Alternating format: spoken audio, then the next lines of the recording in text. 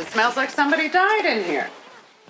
Yeah, the toilet's clogged up, and the maintenance is not really up and running, so there's nothing I can do. There's something incredibly personal about one of your favorite movies getting a terrible sequel. Not something that maybe missed the mark a little or didn't live up to your lofty standards. The ones that genuinely hurt are the ones that contradict everything the film you loved said. There is maybe no movie more guilty of that than American Psycho 2. Yep, I just killed Brian. But you gotta look at the positive side. I'm killing for a better tomorrow. Before waiting around in the abject misery that is American Psycho 2, we should probably just talk a little bit about what was so wonderful about the first film to begin with. Based on the 1991 novel American Psycho by Bret Easton Ellis, the film of the same name was released in 2000. Both the film and the book follow an investment banker named Patrick Bateman, who moonlights as a serial killer. This sort of high-concept, quick log-line storytelling lets the creators talk about consumerism and vapidness, all under the guise of transgressive postmodernism and satire. Patrick! What is it? Where are you going? I've got to return some videotapes.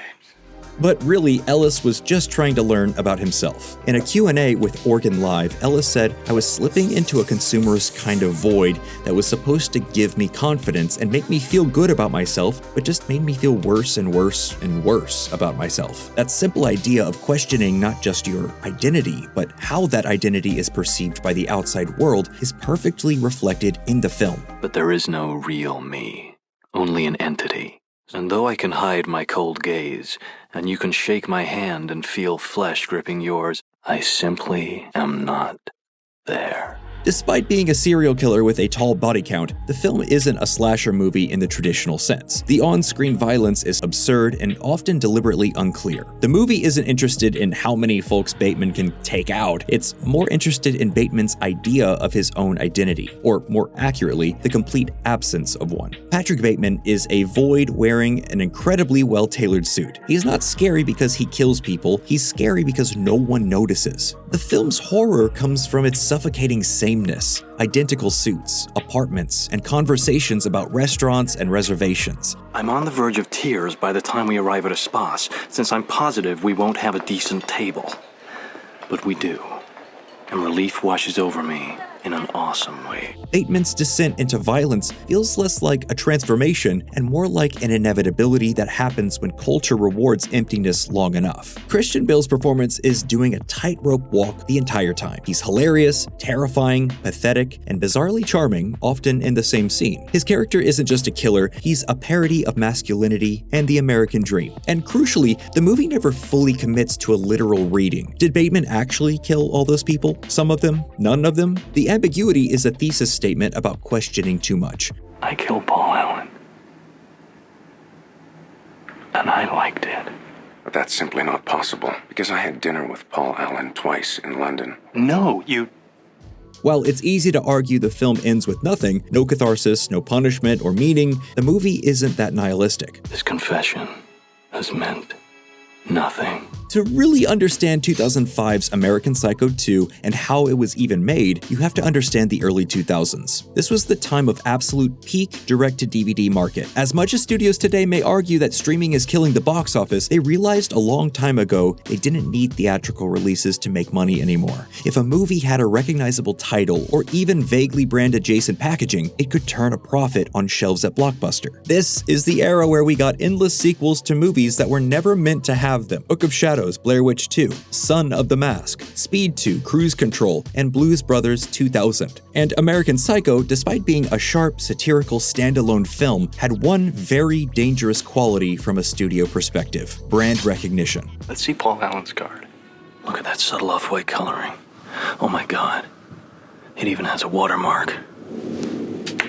So when a completely unrelated script called The Girl Who Wouldn't Die landed in Lionsgate's hands, the gears started turning. You know that warm feeling you get when you realize that there are people out there just like you? It almost makes you feel normal. Originally, this movie was a basic black comedy slasher. A young kid survives a brutal attack, grows up, and becomes a serial killer herself. It's a trope-heavy, late 90s, early 2000s concept that probably would have gone straight to DVD regardless, quietly existing alongside 100 other forgettable thrillers. It was more content to rest in the wake of the Scream films than the more heady, open-to-interpretation American Psycho. Now, sometimes this can work. Famously, 10 Cloverfield Lane was a spec script that had moved into production when the producers noticed noticed similarities to Cloverfield and did another pass to make it what J.J. Abrams would call a blood relative or spiritual successor. The problem is, whatever 10 Cloverfield Lane was before those loose genetic ties, it was an excellent movie at its core. A taut thriller about paranoia and power. The girl who wouldn't die had bad bones and a faulty foundation to start. It wouldn't matter what tenuous connections were made. They didn't rewrite it or rework it from the ground up, they just renamed it. They changed the opening victim's name to Patrick Bateman, and then wrote a joke that lays the groundwork for its oh-so-early aughts meta tone. The FBI quickly uncovered his psycho past, pinned a few extra unsolved murders on him, and he became an instant celebrity. I think they even wrote a book about him, only in America.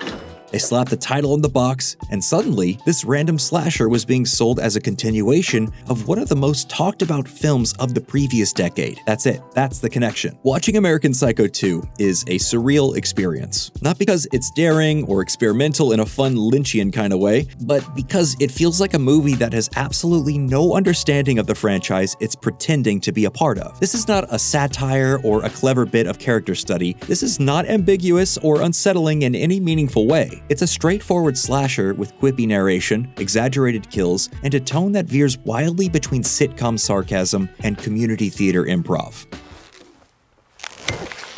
Ribs, for her pleasure.